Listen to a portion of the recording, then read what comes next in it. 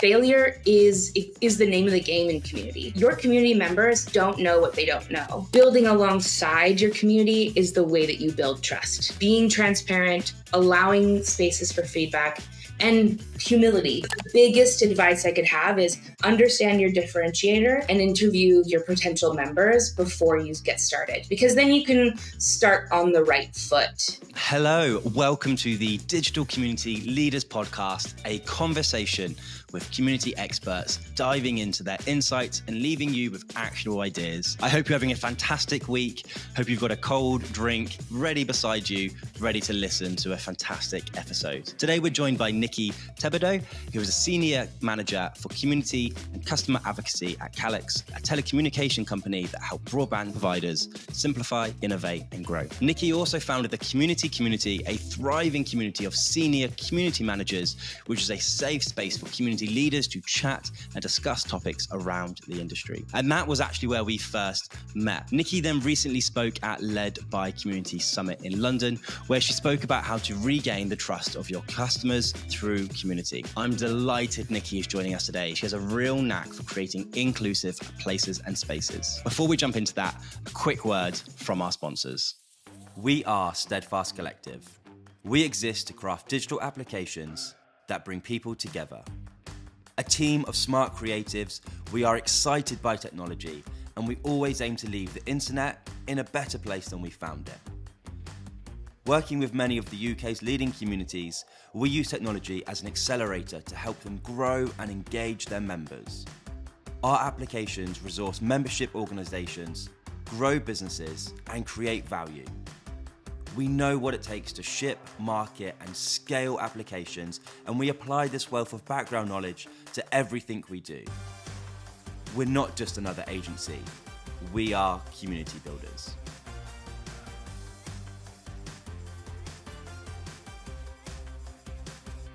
Hey, Nikki, great to have you here. How are you doing today? I'm doing so well.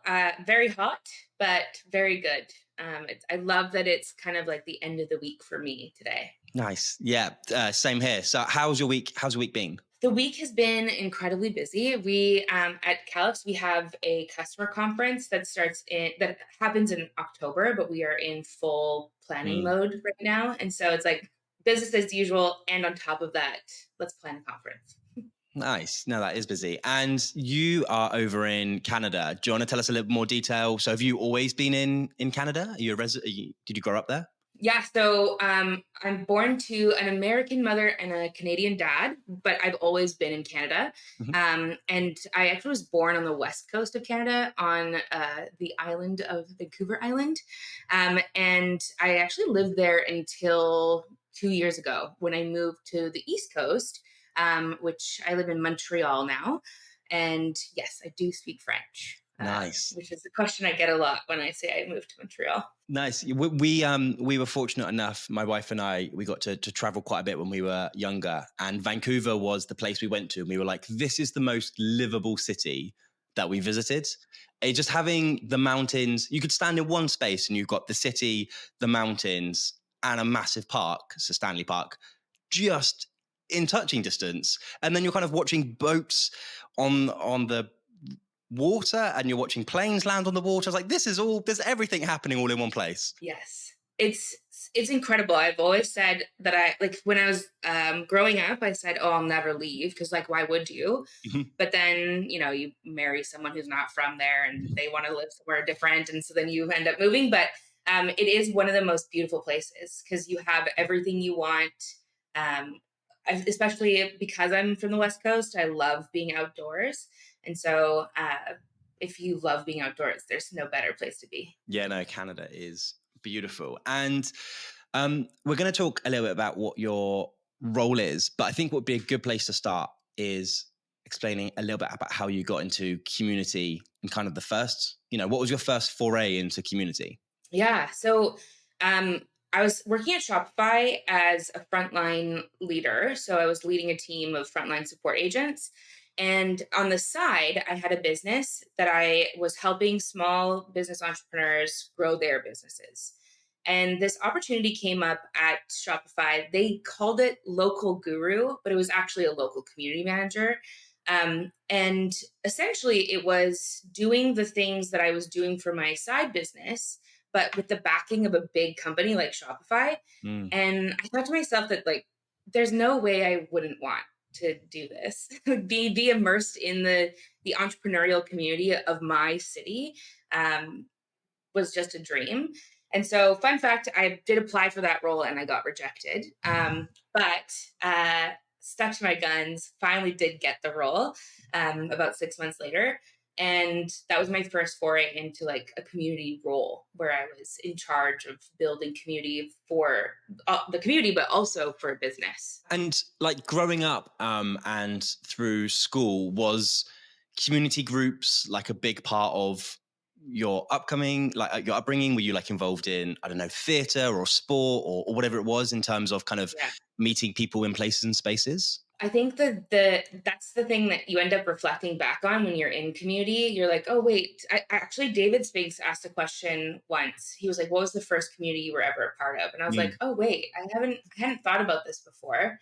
And for me, like, I won a scholarship for being Miss Congeniality. Like, I just like people. I like gathering people in places. Like, I was on students council. I played rugby. I was in church. I like anything and everything where I could like congregate somewhere with people. I was in choirs. Like, I just really love being in community. But I would have never like called it that. But I definitely sought it out and was the instigator in a lot of spaces because, things didn't exist. I lived in a smaller city. And so you kind of had to take initiative to make things happen. And then when online became a bigger part of my life, as you get to, have a little bit more freedom as a kid on the internet. Yeah. I started doing YouTube and I started being a part of online communities through YouTube, but then also through other platforms about YouTube. Yeah. And I have some lifelong friends from that time too. Yeah, sounds really similar to mine. So I was part of quite a few communities growing up, church being one of them, which you kind of wouldn't call a community when you're in it, but then most communities you wouldn't call a community until you kind of reflect on it. And then for me is when I got, similar to you, when I kind of got onto the internet, I found a few forums around a few things that I had interests in. And I still have friends from 20 odd, no, not that many, 15 odd years ago, which I met through there. And then for me, it was a progression into live events. So live events really sparked something in me. The idea of being on stage or being backstage and kind of having this shared collective experience. I was like, oh, I want to make more of these. And I think I have this like bit of a love for theatre. And I think I just love everyone experiencing something at the same time. And you get that often over again in community. Yes. Yeah. My favorite thing where I feel the most joy is a group sing. So like say you're at a concert and then they get the crowd to all sing together, or the crowd just all sings together. That is I literally just got chills thinking about it. Like, it's my favorite thing in the entire world because we're all experiencing something together and doing something together. Was it yourself that went to the concert Jacob did? Oh, yes. Yep. Absolutely. That was incredible. I've forgotten his second name. Jacob Collier. Yes. And he loves to orchestrate the audience, who are generally fairly musical, which is quite helpful. Yeah. But that was a magical experience. You enjoyed that? Oh my gosh. It was, I think it's the first time I've been in a group sing environment, like with that many people where most of them were musically inclined.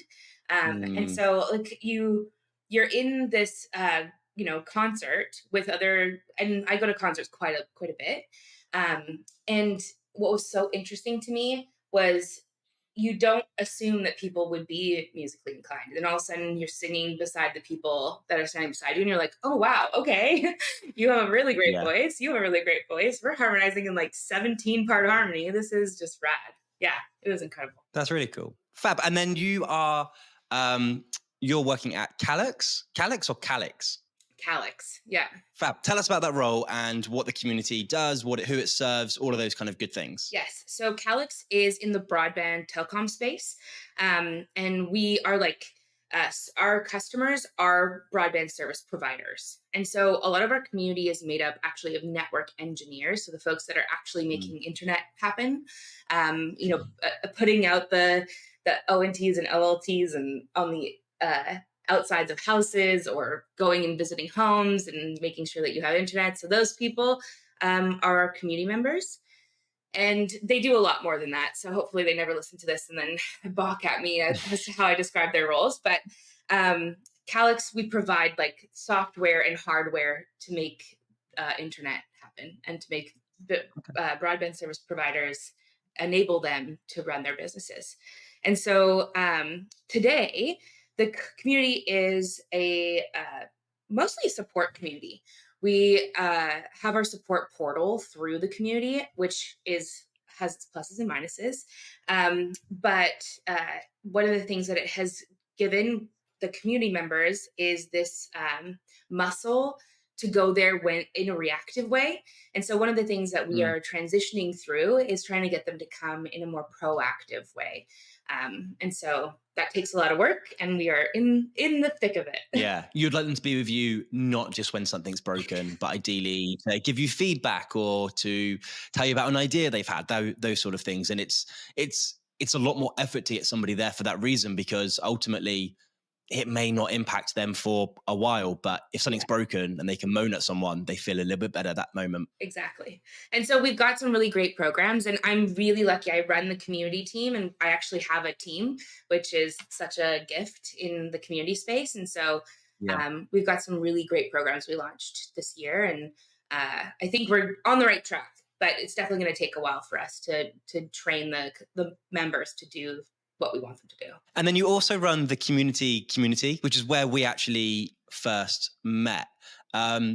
This kind of popped up. Tell us about it. It's obviously it's a cohort based senior community management group, but tell us the kind of thinking behind it. So I started it because I needed it. I recognized that I didn't have a ton of senior community professionals in my network that I could just go to and bounce ideas off of.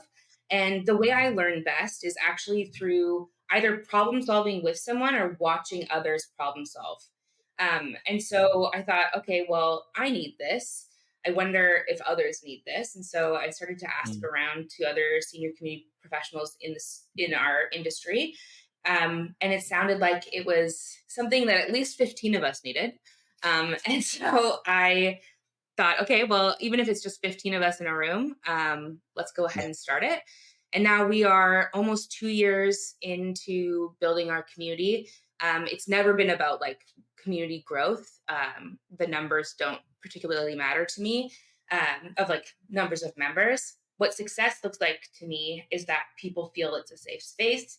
We are helping to impact careers positively, and that the members get value out of the space. The community managers, bunch of communities. There's a bunch of them, right? I could list off quite a few. Oh yeah. Why did you feel that wasn't kind of cutting it for you? Why did you feel like you needed like a little corner which was a little bit more, not closed off, but a little more focused on what it needed to achieve? Yeah. So I think what sets the community apart from the other like common room or uncommon community clubs of the world is that we actually ask for more context when the person who's asking the question is posting. Because one of the things that we can recognize by having senior communities and managers in a space is that we're all extremely busy. Like try to get us all together and you will struggle. But with that limited amount of time, what we want to be able to do is give back to each other. And so when we do our onboarding, inside of our onboarding, we have an example of what type of question to ask. So instead of something like, I'm pitching my lead for a budget that includes new headcount, what advice do you have? Which is like the type of question we see all of the time in other communities is this like entry level or like no context kind of question. And what we encourage is to give a lot more context. So here's the doc that I'm presenting. I need help on the content. I need help on the visuals. I need help on, and here's where I'm starting from, and this is where I'm trying to get to. And then that way we can have a deeper conversation together in the same amount of time it would have taken to reply to an entry level question. But Yeah. also the level of ability in this space is higher. And so you're getting people Hmm. who have been doing this for a while, and there are tried and tested examples that people can give. And so instead of saying, Hmm. oh, I read this and maybe this would work, it's examples of, hey, this is what I did, and this is how I would solve this problem. Yeah, that makes perfect sense. There's only so many times you can see the question, who else is using Chorus? And you're like, well, where is this going? I don't like, do you have a problem? Are you looking for advice or like, sure.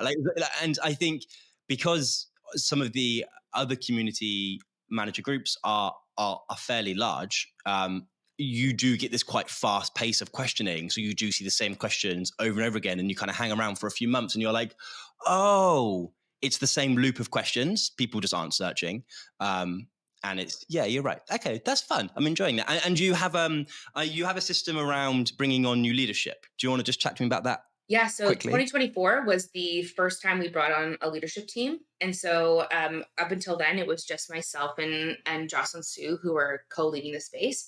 And so we brought on a leadership team we had an application, we did some interviews, we now have an established leadership team. But what we also do is every quarter, we refresh what we call the dream team. And it's a group of hand raisers in the community who are there to just help bounce ideas off of and ensure that we're not building in a silo. So much like an advisory board that refreshes every quarter. Yeah, because that makes perfect sense. Also, it means that it doesn't become kind of the Nikki show, but actually there's more voices in there. So you kind of don't have any, or hopefully have less blind spots because somebody else is calling them out. Exactly. And the big thing is that this space isn't just for me. The space is meant for everybody else. And so I'm very lucky to lead the space because I can get what I need from it. But I need to make sure, because one of our values is for our members to get value. And so I need to know what value means to more people than just me. Well, let's jump in. We're here to ask you some questions today. So let's jump into those. And the first one is super relevant to what we've just been chatting about. Mm-hmm. So what advice would you give someone who is just about to start their own digital community? Yeah. So this, I just did back when I started the community. And like I said, I started it because I needed it, but I didn't know if others needed it. And so when we go to start a digital community, you want to make sure that there is a need, that there isn't another community that exists that serves that need. And so, for example, senior community professionals, there was a space that people could go as a senior community professional already, but it was a paid space. So you have to differentiate what your offering is. And why would I get the question all the time, what makes the community different from all the other communities?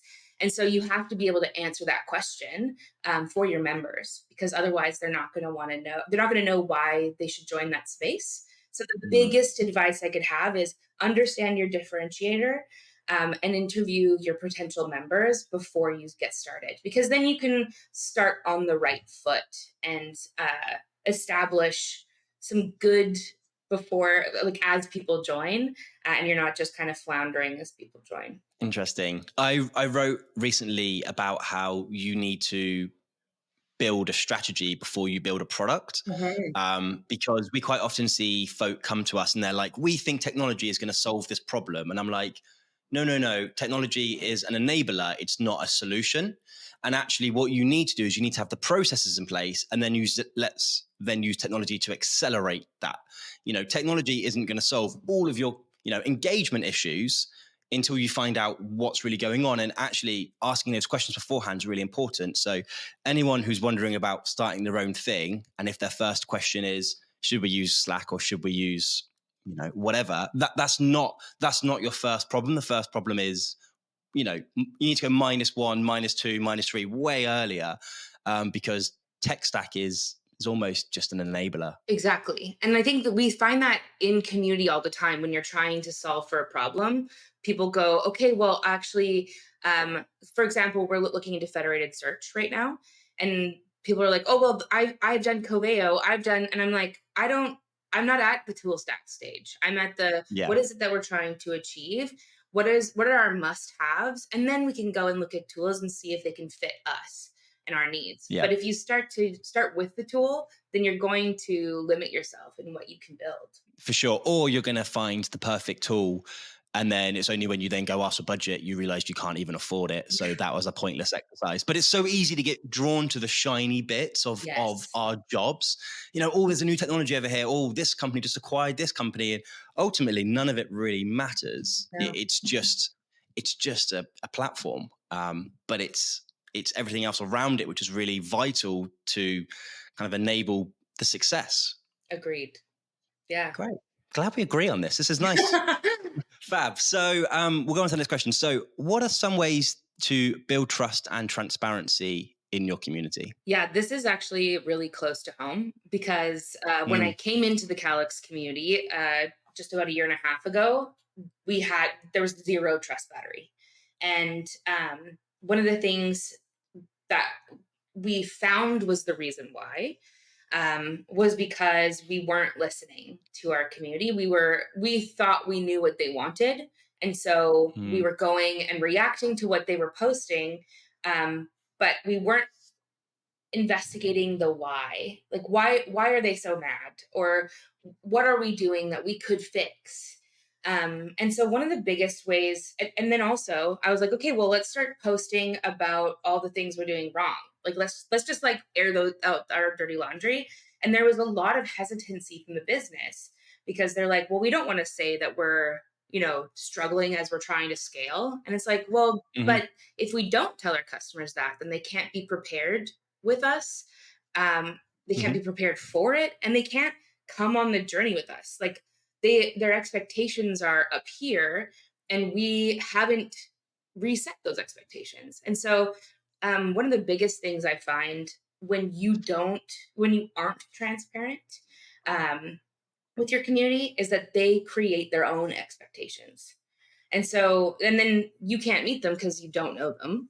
And then you end up not meeting them.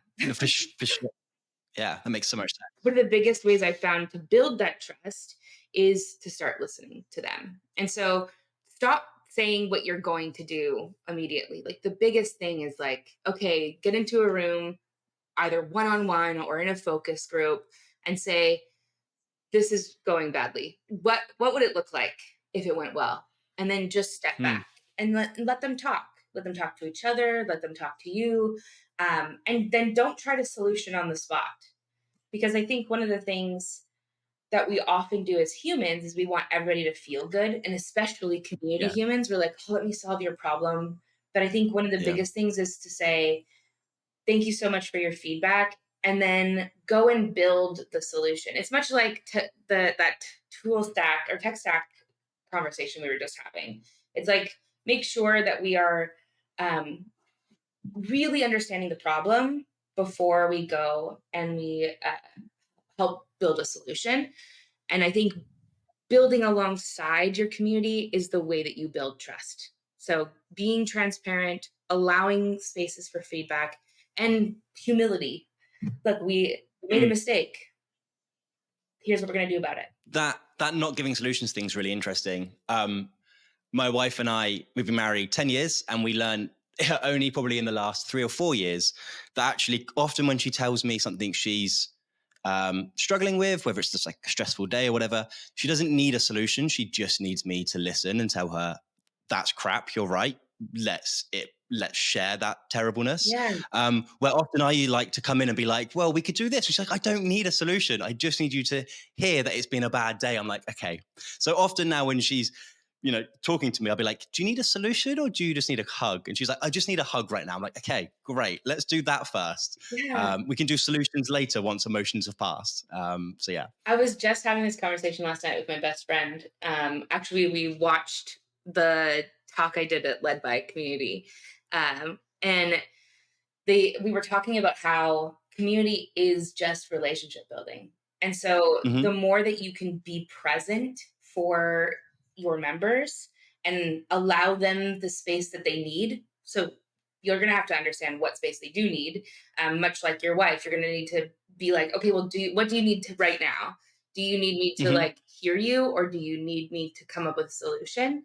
And Hmm. it's the same in community building. It's all about relationships. And partnered with that relationships, I think, is good hospitality. And part of good hospitality is you need to make it easy, especially in your case where you're working with people who are paying you money, essentially, your company money.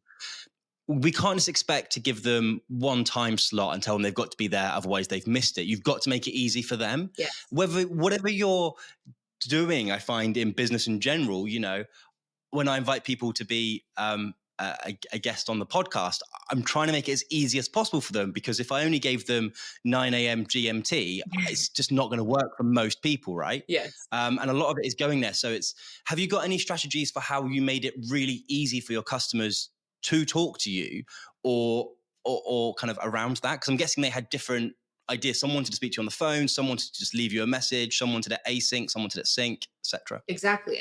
And actually, you have to set up, because not everybody is comfortable telling you feedback one-on-one. Not everybody is Mm, comfortable telling you feedback in a group setting. Not everybody's comfortable writing down their feedback. And so you have to create those multiple avenues for people to give you feedback so that they can come on their terms. Because mm, the way that we give feedback is unique to each of us. And also, when you get to a place where trust is broken, a lot of times it's even harder to get feedback because they've likely, mm, in their own way, tried to deliver feedback, and it's fallen on deaf ears, or they felt like it has because you haven't been transparent about how you're going to solve that problem, or acknowledge that that problem exists. And so mm. at Calix, we actually have, I'm so lucky, but it's also really hard to wrangle. We're a very customer focused company. And so we have advisory boards that are run by a different team. We have a listening program that's run by my team. We have our CSMs who are working with our customers daily and taking information from them. We have our support team who are a little bit different than most support teams because they are engineers themselves helping engineers. Mm, And so there's a lot more of a relationship that's built between our support and our customers. And so there's all these places where relationships are built within the company. And you have to be able to take all of that and source it into one space so we can make a mm, cohesive presence and representation of how customers are feeling. And so as a community human, one of the things that we have to remember is that we're not the be all and end all. We are a piece of the customer's voice puzzle. But what mm, we can do is help to herd all of the voices into one space, whether that be our community or whether that be gathering that information into your company. But I think one of the things that we often put our blinders on to is that, oh, we just need to do the community thing. But it's like, if your mhm. community is your customer and you work for a business, there are multiple avenues that you're going to get feedback. Definitely.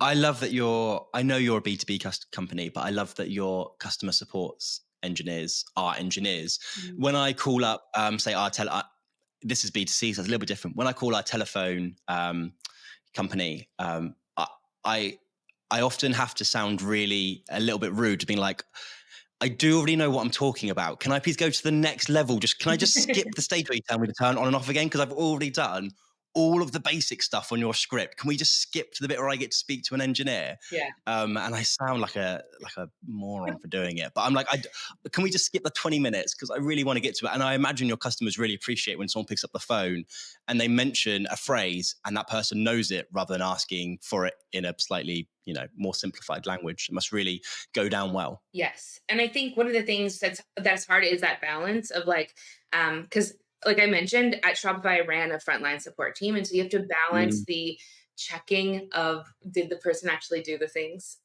versus like, okay, we can go to the next level. yeah. And I think what's really like, what's interesting for me as a I've never I'm not the internet person. Not in my Sure. household. I'm really bad at connecting internet. And so as you get into a community of engineers and like, you're speaking Greek to me. And Yeah. so I think what's interesting about being a community manager for a community that you don't really understand the language is that you have to be able to show up with more humility than ever before. I don't know, but let me find out. Yeah. Those kind of languages, and that must be the role of most DevRel community managers, right? I would imagine. Because it's more common that a community person goes into that role than a developer goes into that role. So, Yeah. and they're not going to be experts in that very niche thing of JavaScript or whatever that niche thing is. So yeah. And the thing that's interesting is that I've seen an engineer go into community and struggle because they know how to answer the question, but it's not, the community isn't about answering the question. Like it's much more layered than that. And so I think what's interesting is like being able to understand what your strengths are as a community professional. Like, what are my goals? What am I trying to achieve for the customer or my community member? And then recognizing that just because I don't have the answer doesn't mean that I'm doing a bad job. Yeah, it's fun. A quick story from when I was so my first job in web development, I was working as customer support for a company that had a kind of a custom content management system, and we used to do telephone support. And we were really struggling to get this client just to kind of finish the content on their website. So I gave them a call, and the team had blocked out the entire day for me, which was a little suspicious for me to call this one client. Yeah. And I knew there was a problem when I said, "Oh, can you just press, open the window or press the X?" And she didn't understand where anything was on her screen. And this was going a while ago. We didn't have screen sharing. Yeah. So I literally had to go, okay, put your hand on top of the screen. Is that thing on? And like it was really painful, Nikki. I'm as someone who sounds like you've run customer support. Yes. Sometimes you forget how people just aren't wired the same way, I guess, our generation is, who grew up clicking and pointing and whatnot. Yes, I was on the frontline support team at Shopify before I led a team. And my story that's similar to that is I spent an hour on the phone with someone trying to help them get into their email so that they could get a lost password email so they could log into their Shopify store. But like we did not, by the end of that call, that man did not get into his email. Like there's just some times where you have to realize that not everybody is at the same place as we are, or has the same information. And so it's like, what can I do in those moments? What can I do? Oh, I can be a really calm presence. That's what I can do. And so maybe I won't get your problem solved, but what I can do is be a human with you. And so I think I transfer a lot of that into being a community professional. Is like, okay, I may not have the answer for you, but I can listen to you and I can hear that and I can repeat back what I'm hearing, which is that you're really disappointed in us. And we want to make that better. That's really good.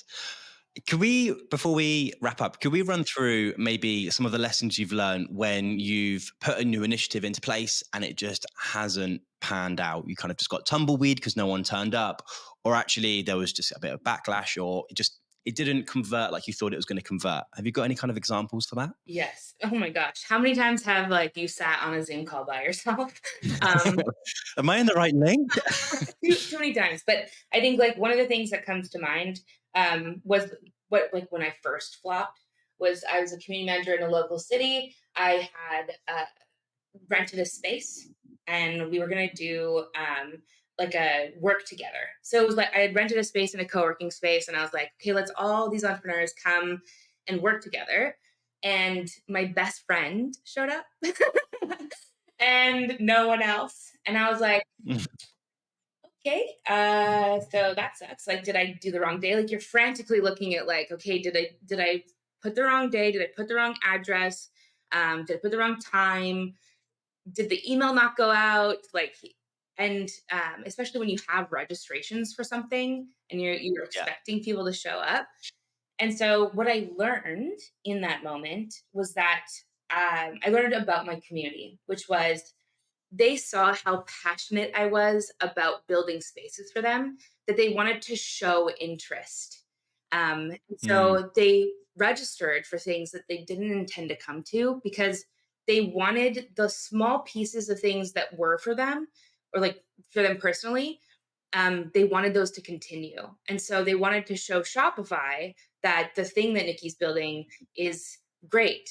But what I didn't know at the time was to ask them what it was that they wanted. Instead of me being like, oh, you know what I could have used when I was an entrepreneur? A space to like work together. Whereas all of my community members did not want to come into that space yet.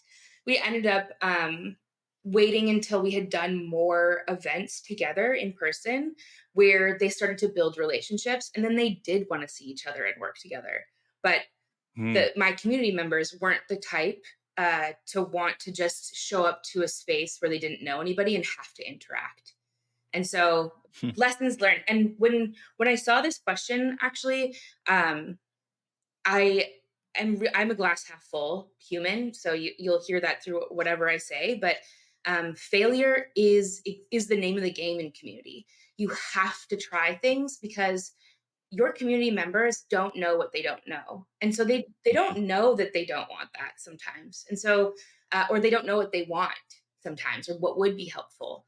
And so our job is to test, is to iterate, is to show up to Zoom rooms and sit there by yourself until you realize that nobody's showing up. Like, that is our job.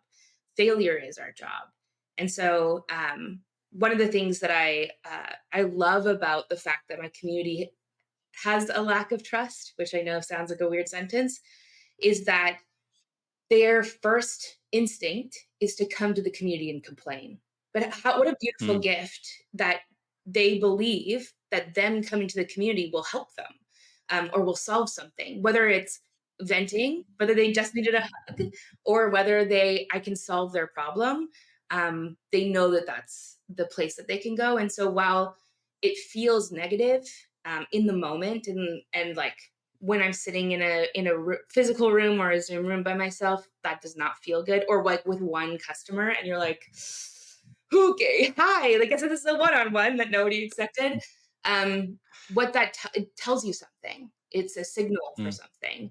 And so, yeah, I think our job is failure, which is really hard as community professionals, but I think that's part of our job. Yeah, I found that repeated failure tough when I was writing code for a job, because your job is basically to find something broken, to keep working on it until it was fixed. But generally, most of your day was just fixing broken things.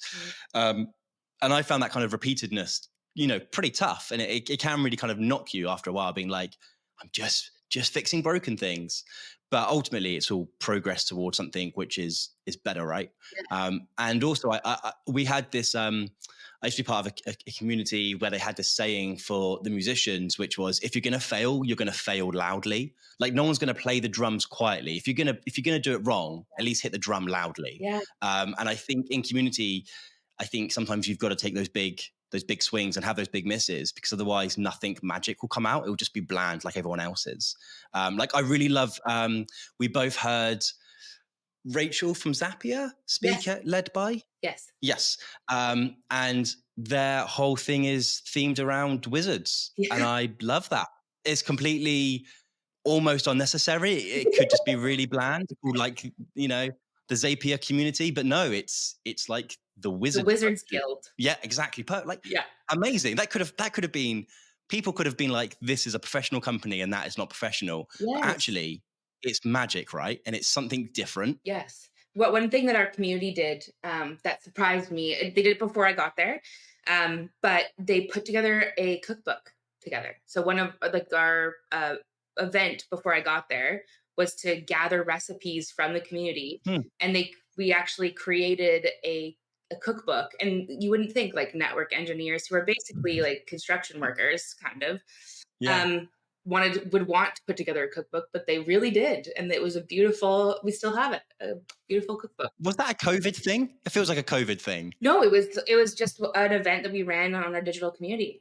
Who would have thought? I would never have put two and two together, but no. Whatever makes people happy. Yes. And so it's like those things, and especially creating those moments that, like, when you work for a business and you're like, we're going to create a cookbook. And it's like, trust me on this one. Like, this will help build trust and build trust between each other and camaraderie. Yeah. And this is all good for like good juice for the community in a business sense. But I think that's like where senior community professionals kind of like start to mature, is where you're able to link those community tactics into business objectives. And so I think that's one of my favorite things is telling my team that, oh, that idea that you want to do, like one of my teammates came up to me and said, hey, I want to have an event in an ice bar. And I was like, okay, what's the goal? Like, what's the actual goal that we're going to have out of going to an ice bar?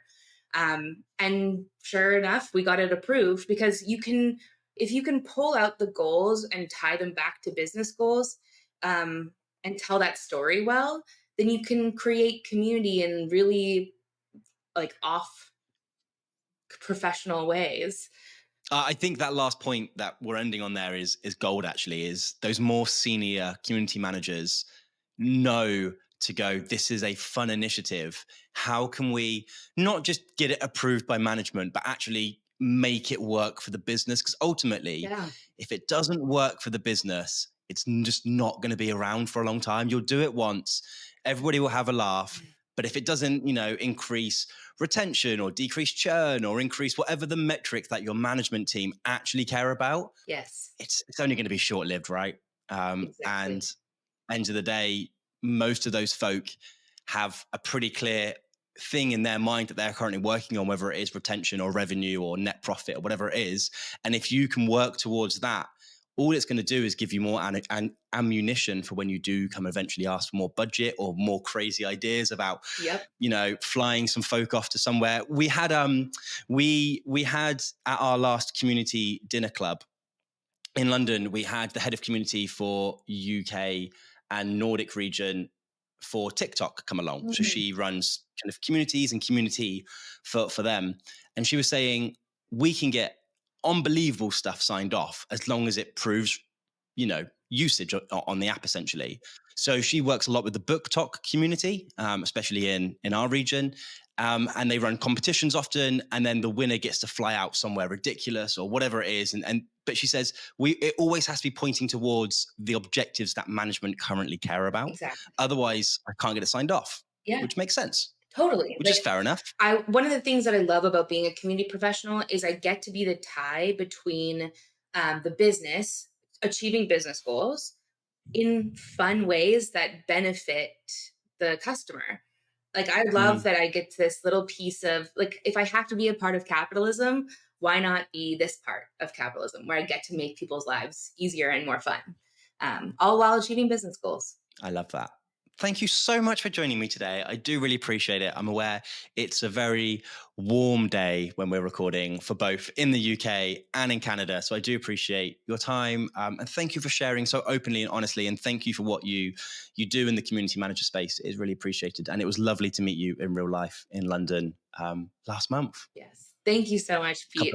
It was so good to be able to sit down, and what a honor to be asked to be here. So I appreciate it. Thank you so much. Fab. For everyone else, I will speak to you next week. Otherwise, have a fantastic week, everyone. Cheers. This is the Digital Community Leaders Survey 2023. And this is the Digital Community Leaders Survey 2023 second edition. Back in 2023, we released a beautiful printed book. And due to its popularity, we sold out of printed copies. Rather than reprinting, we listened to your feedback and we included 40% more content in this copy. We created the report to be a data-backed handbook for building the foundations of your brand's community. For instance, did you know that 70% of communities we surveyed saw growth over the last 12 months?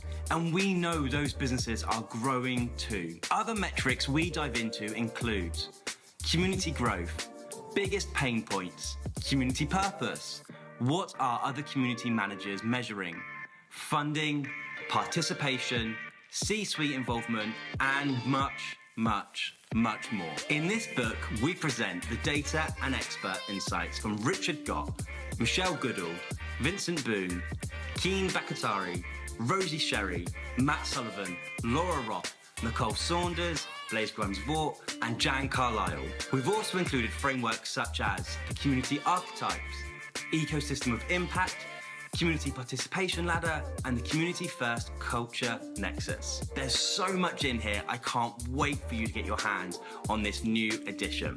You can order your printed copy from Amazon today, or download a digital copy for free at digitalcommunityleaders.com.